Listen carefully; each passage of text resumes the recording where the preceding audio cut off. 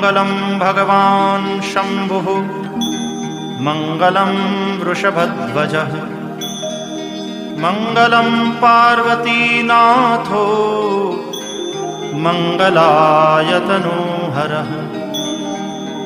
सर्वमङ्गलमाङ्गल्ये शिवे सर्वार्थसाधिके शरण्ये त्र्यम्बके गौरी नारायणि नमोऽस्तुते। अथ मन्त्रपुष्पाञ्जलिः।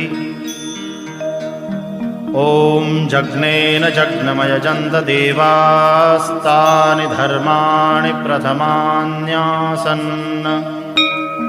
तेहनाकं महिमानः सचन्त यत्र पूर्वे साध्याः सन्ति देव